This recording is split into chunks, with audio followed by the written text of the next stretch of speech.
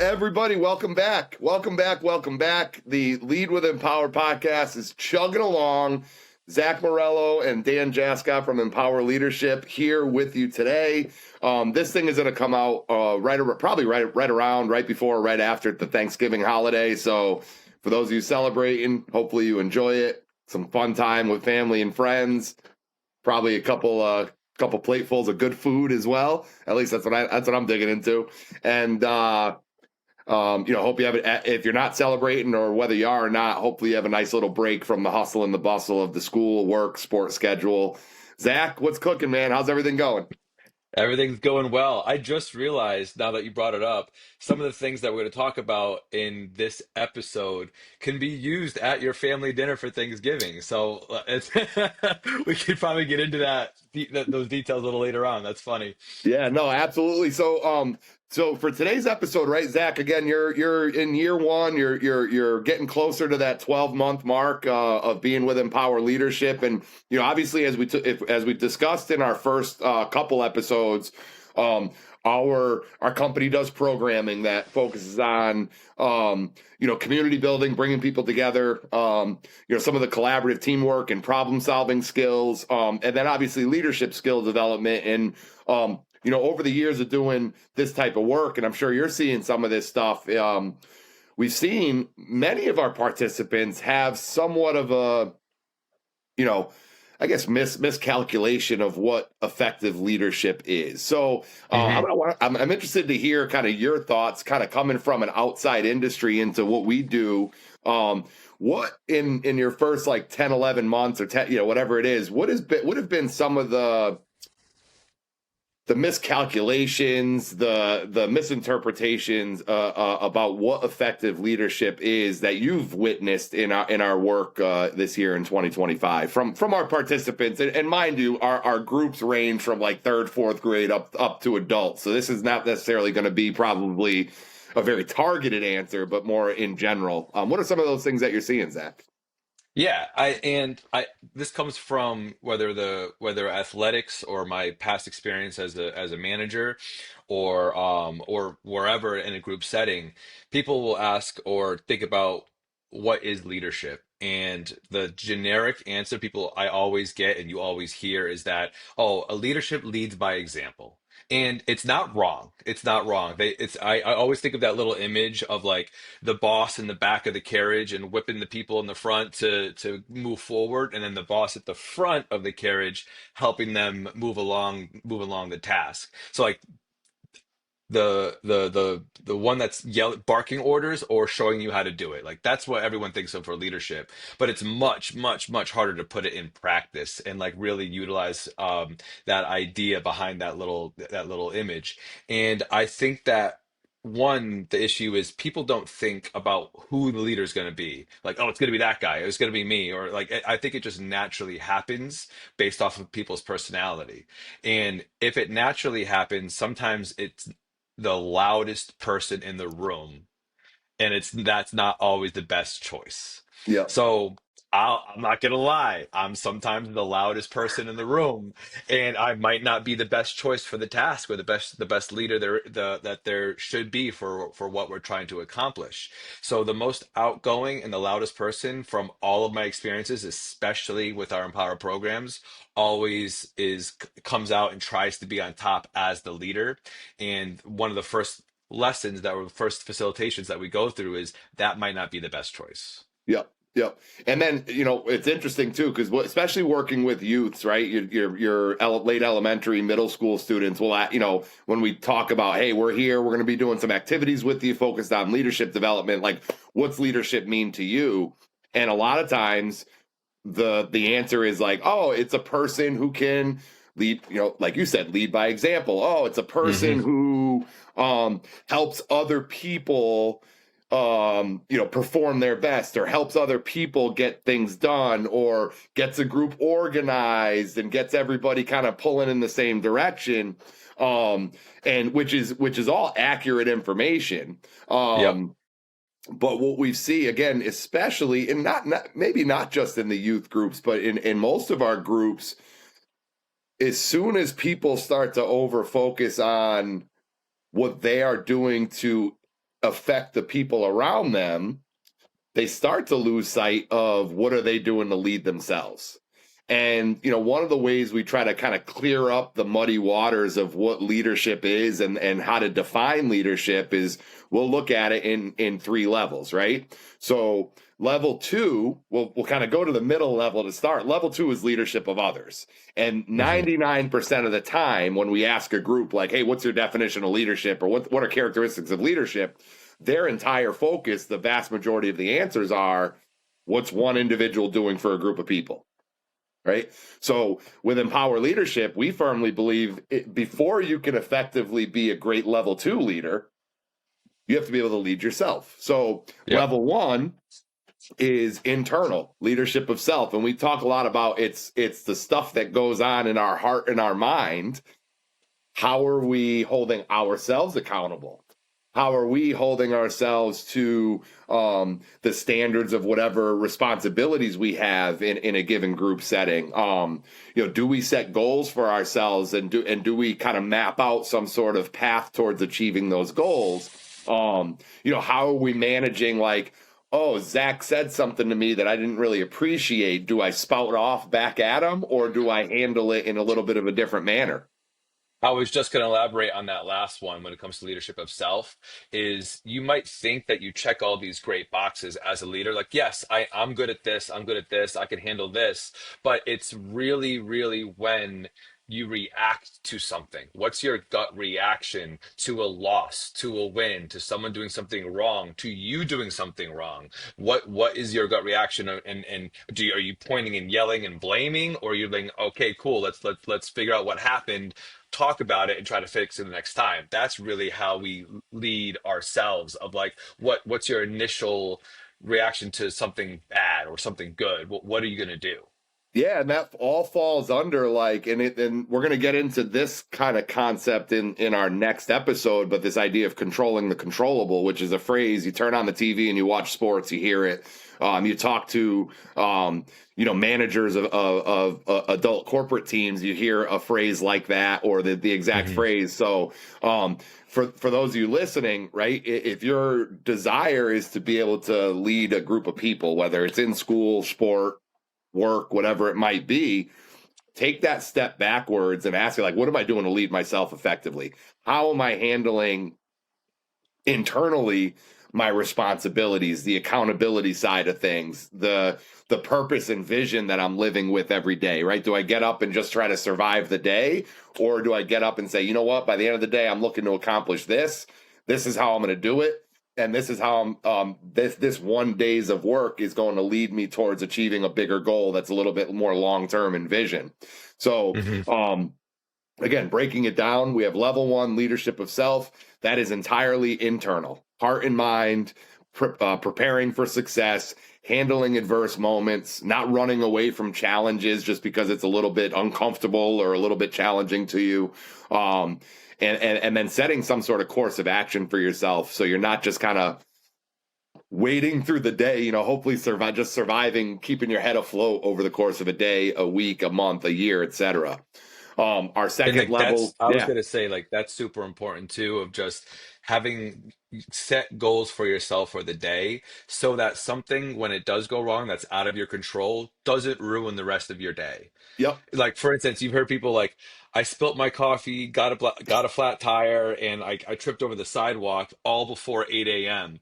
My day's ruined. Like, that's some really unfortunate, like, sorry that happened, but like, how are you going to react to those things, those domino effect of everything happening that's negative for the rest of your 18, 16, 15 hour day? Is yep. it's not ruined. Like, this is what you can, like you said, control. Yep. Yep. And it's an Yeah. opportunity, right? So it's an opportunity to be like, all right, I'm right out of the gate. I'm hit with an adverse moment, or in your example, three adverse moments. Like, Yeah. and I would almost like lean into like react versus respond, right? React is Mm. almost like this visceral like reflex. And a lot of times when we react without thought, sometimes our decision is going to be the wrong decision. We might get a little bit overly reliant on the emotional side of things. Yeah, I'd be pissed off too with a flat tire, pour coffee all Spilled over myself, coffee. which I might have done that once or twice. Yep. And then tripping over a sidewalk in front of people. Like, yeah, I'd be pissed off, and if I react emotionally, it's probably going to add to that pile of negative that's starting off my Negative. day. Right.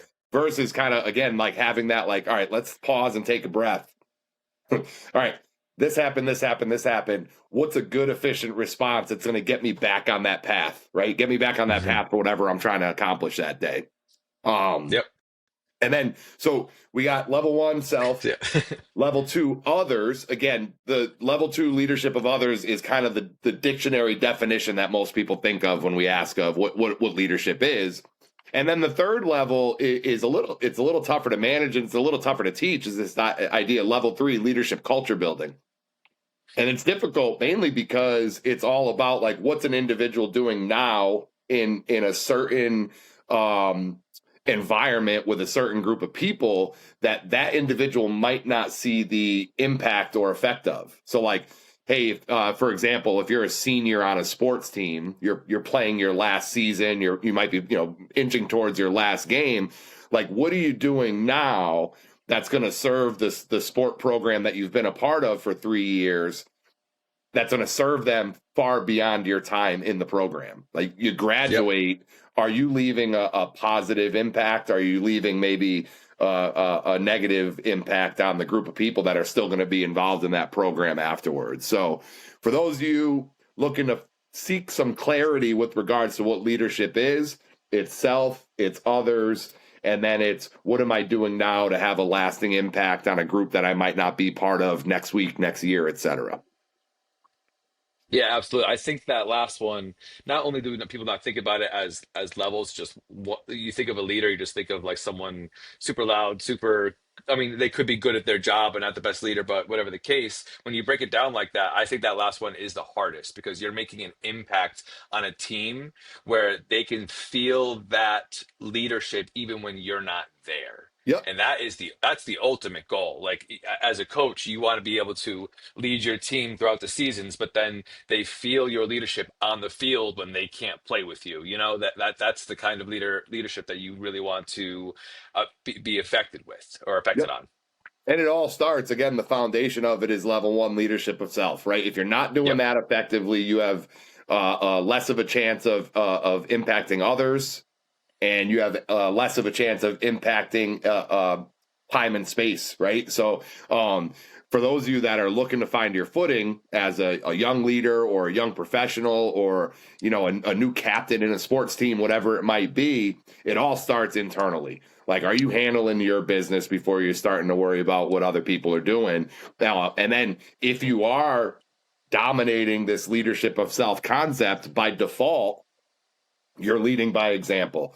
By default, you are, whether it's verbally or just by your actions, you're showing the people around you, like, this is what it should look, sound, and feel like when I'm not part of this group anymore, when Zach's not part of this group anymore, or whatever it might be. So if you're looking to gain some traction in leadership, it all starts internally with yourself, and the more you can master that, the higher likelihood you're going to be effective in leading others and in leading some sort of program or team in the longer term.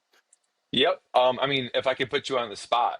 Yeah. So this is one of those things that I've heard, a couple hundred times from you at these programs at the beginning, which is great, and like it sets the precedent of like what we're looking for from a team, regardless of what kind of program that we're at. What are some of the examples that you see? Doesn't matter which level of leadership that you use during the program. Yeah, a lot of it is kind of based on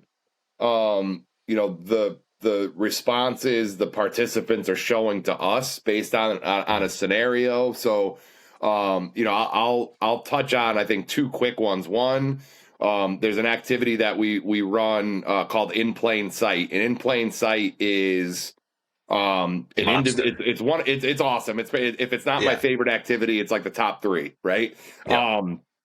But it's one of the few things that we do that's pretty much entirely focused on self. right? Hmm. Because it's an activity, it's an initiative that the way the rules and the parameters are set, it really minimizes any sort of collaboration between participants, and it really focuses on like I'm trying to get something done. I'm the person that's dealing with some maybe emotional response to the situation, good or bad. I'm the one that has to put my foot down and decide like my plan isn't working. What sort of adjustment am I going to make? So I think one of the common responses I see in that activity is an over reliance on, hey, someone's going to do it for me. And Yep. we set the parameters in this game so it minimizes or even eliminates that element where, hey, you're gonna have to chase it down, right? If you really like in the game, without giving it away, that we hide a pen, right, in a area with a bunch of random equipment. Bunch jobs close. Yeah. All they have to do is find the pen.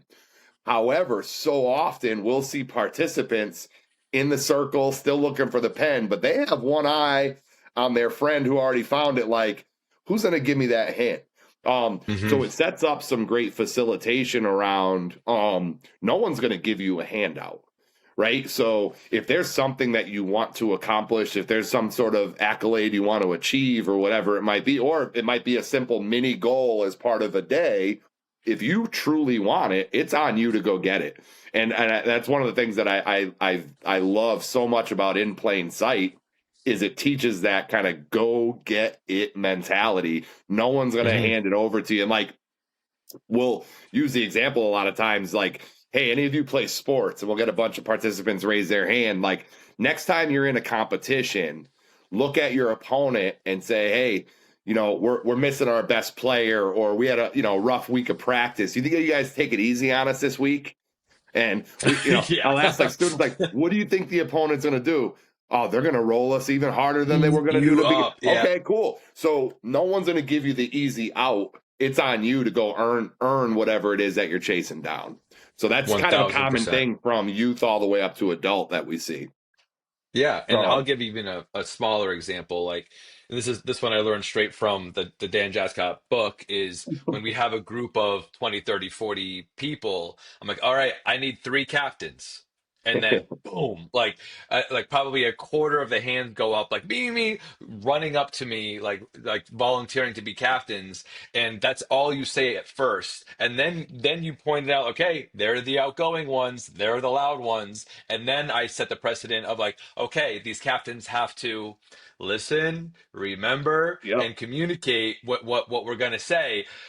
Half or more than half hands go down like, oh, I have a bad memory. Oh, yep, I don't talk well in front of crowds, and like some of them are still outgoing and confident enough to keep their hand raised, like awesome. But what we end up doing is we weed out the ones that are just super outgoing and want to go and volunteer and don't realize like, oh wait, I have tasks that I am gonna have to do as a captain. Like, yes, of course, but if we don't say that, it's not gonna work. So if we just send the people with their hand raised up to the facilitator for listen, remember, and communicate, it's not gonna end up well. But we set calm the group down. Of it doesn't even matter the age, but calm the group down, talk about what takes to be a captain, of what they're going to have to do, and then they have to start thinking a little bit like, oh, okay, so there's more to this than just me being, the first hand up. yep, And it's you could just see their mind working like, okay, like what is really needed from me to be the captain.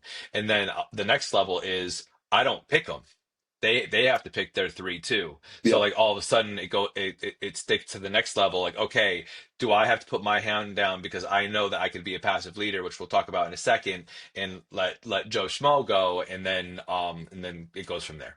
Yeah, which is really cool, and like a lot of times too. And I love watching this dynamic play out because you're spot on. Like, hey, we need one leader from each team or two leaders from each team, and you'll like hands go up immediately. They have no idea what they're volunteering for.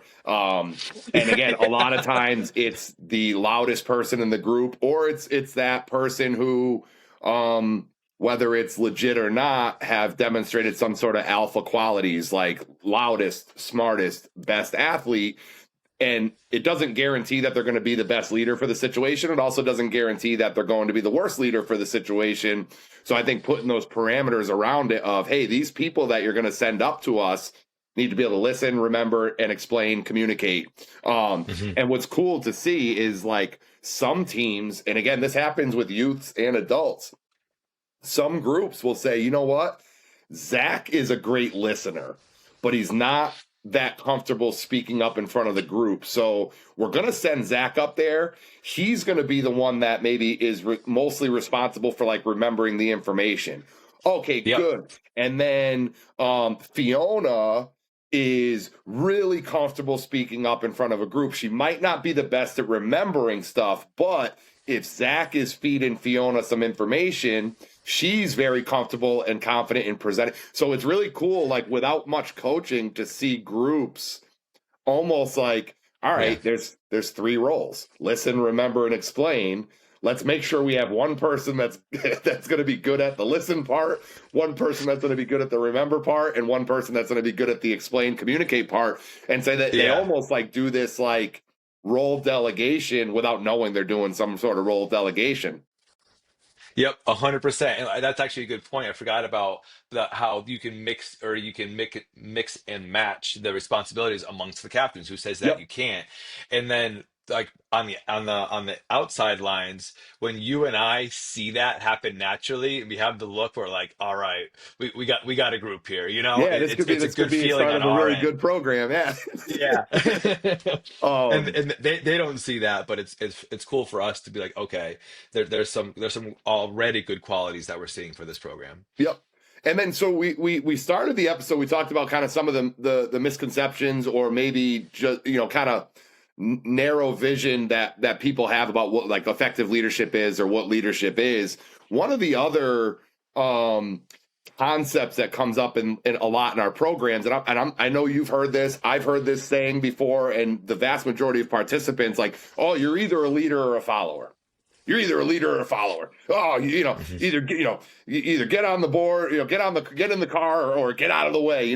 We've Yeah. heard all these like cliches over the years, and um, I disagree with that concept, right? And because again, I think it promotes like, oh, you're either a leader or a follower. Well, hey, if you're the quiet kid who's very cerebral and very thoughtful, you're a follower. You can't get in front of the group and lead, which is a crock, right? And now we're taking leadership and we're limiting it to like a quarter of a group who's loud, super athletic, whatever it might be.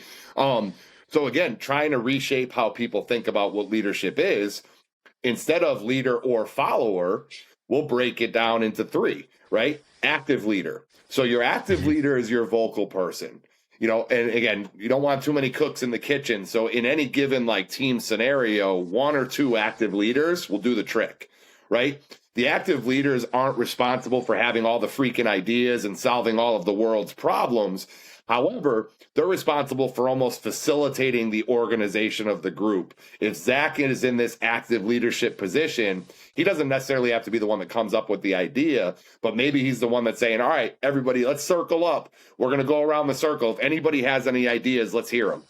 All right, cool. Make sure we're not talking over each other. Oh, I like that part of that idea. Does everybody else like that? All right, cool. Let's use that. So as an active leader, you're not necessarily 100% responsible for solving the problem and doing everything. However, you're kind of organizing and facilitating the team. Now, before we get to the follower side of things, the next element of being a leader in a group setting is being a passive leader. And well, Hmm. what's a passive leader? I always look at like the best dang teammate you could ask for, right? They're not worried too much about, saying stuff just so their voice is being heard. They'll speak up if they feel good about an idea, but they're not necessarily just going to shout stuff out because I want to say my piece. The Hmm. passive leader is that one like, hey, Zach, let me know what I need to do to help our team be successful, and I'm going to do it to the best of my ability.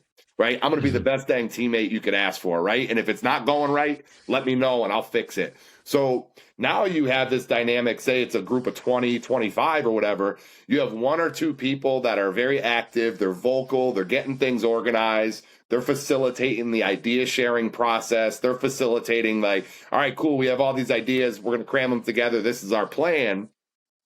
Ideally, The rest of the team are the rest of the team is made up of these passive leaders. What do I need to do to help us achieve? It's not what do I need to do to help me achieve. um, Yeah. and they're really willing to like do a role that's maybe not that desirable, right? They're going to do whatever Hmm. it takes to help the team. And then now getting to followership. Followership to me is, if I said to Zach, "You're such a great follower," to me, it doesn't give me the warm and fuzzies. Like I don't know, I don't see that as a compliment. So Yeah. to me, a great follower is a great passive leader, right? I'm locked in. I'm listening intently. I'm asking questions if I don't understand. I'm really Hmm. embracing my role and my responsibilities, and I'm doing them to the best of my ability because I know it's going to help us. Follower, I always look at it as like you're trying to go out for like a mile run and you got a 50-pound weight around your, attached to your waist that you're trying to drag. Yep. Like, so follower is like Dead that weight. person Yeah. that's maybe not doing their part to the fullest extent, and someone else has to pick up their capacities. So Right. when you look at a team dynamic, active leader, one or two, right? Any more than that, then you're going to see a lot of conflict because you're going to find people fighting for airspace.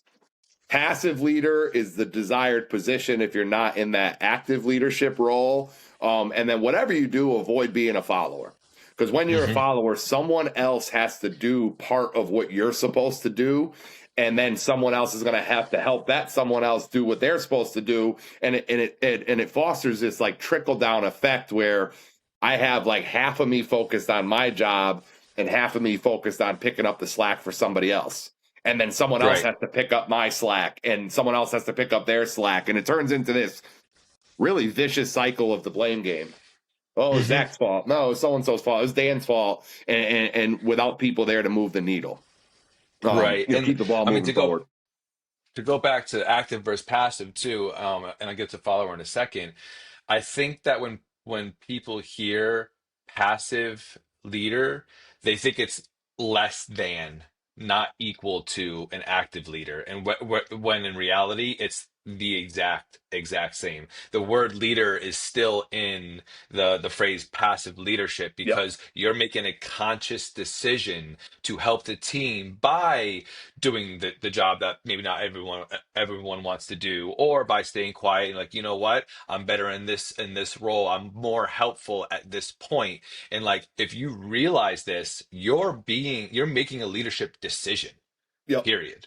yep. And it's harder to get through, especially with the younger ones. Like you being a passive leader, sometimes it's harder than being an active leader. Yeah, yeah, and especially like in the corporate setting where you'll have people that maybe have 15, 20, 25 years of experience in the industry, and it requires a lot of level one leadership, self-coaching to say, you know what?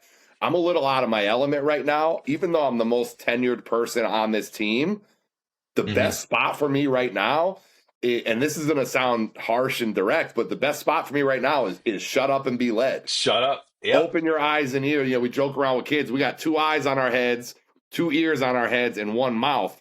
Use the eyes and ears 80%, Yeah. right? Because it's making up 80% of our noggins. So, um, And I'll go ahead. no, no, you're good. You're good. I was gonna flip that as well as one. My last point is when I was let's say at the facility for managing my team of 30 or 50, and I have to be the active leader. I am the active leader. Like that was my role and what I was supposed to The do. job you were hired Also, for. Yeah. Yep. the job Yep. I was hired for. So active leader, boom, I'm there 99% of the time. And then I'm like, okay, I have a meeting with corporate. I'm going to the owners of the company. I have to, present and be at literal the table. So it goes from me being an active leader to being at a table with 10 other active leaders plus the management of the entire company. So I have to go from active to passive. I'm like, okay, I'm in a room with people that have more experience than me, that have that 26 years of doing what I did already. I'm going to make the decision, even though I'm so used to being active, to be passive because I could learn something today. If I try to stay in my active, aura and role, I'm just going to be a loudmouth because like, what is this guy talking about, And I'm comfortable enough to speak up if I have questions or if I wanted to say Yep. something. Like that's their job to make me comfortable enough to say something. But for the most part, I wanted to stay quiet because like, you know what, I'm going to learn something today. Yep. Yep. No, absolutely. Yeah. That's a great point over there. And it does take a delicate balance, right? Right. And just because you're an active leader in one environment doesn't mean you can't be an active leader in another environment.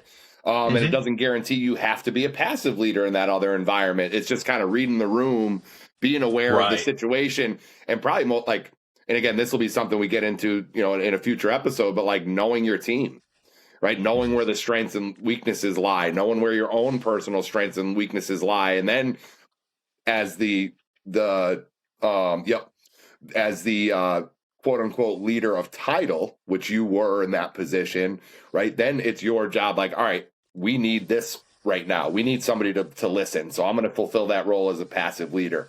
Or we really need somebody to move the needle and get things rolling forward.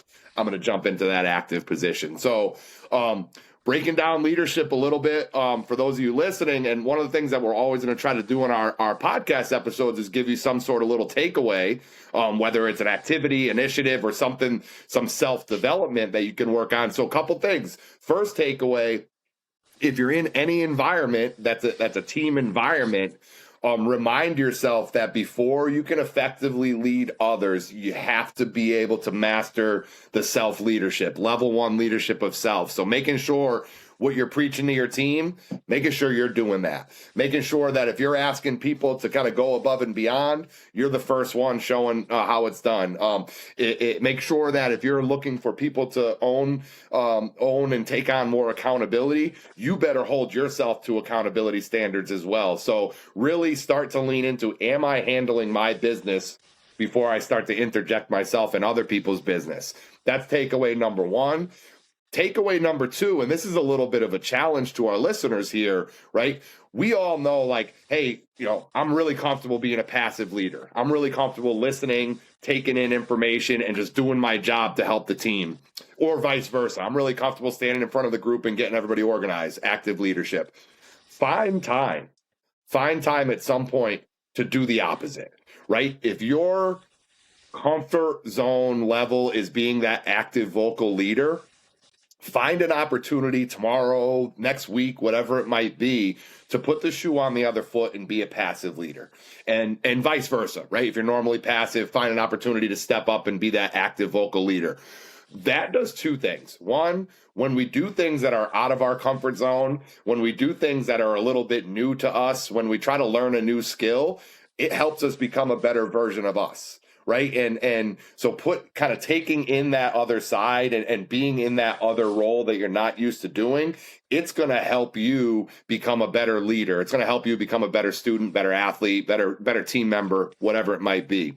The second thing that it does, it offers, and again, this helps with our own development. It offers you that unique perspective. If I'm normally the one calling the shots, active leader, I might be missing the mark with my communication. I might be missing the mark with my, like, do people know their roles, or is it kind of ambiguous? People are unsure what their roles and responsibilities are.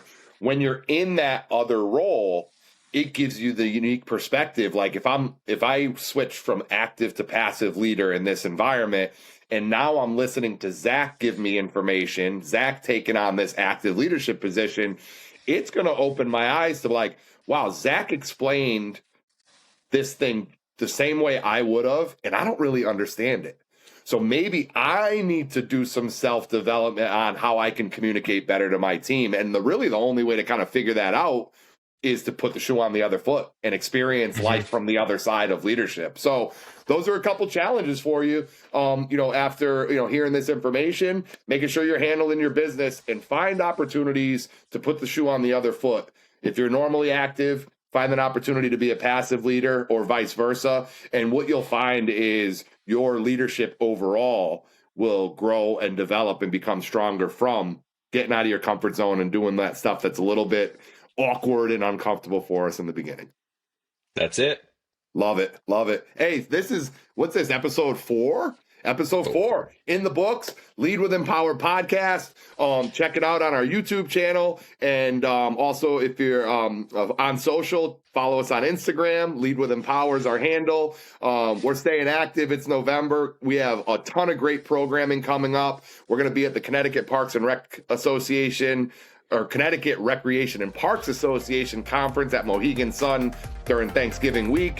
We have 18 programs on the books for December. So Zach, looking forward to finishing 2025 strong with you, and looking forward to our next episode. absolutely. Thank you, Dan. Thanks, bud. Talk to you soon.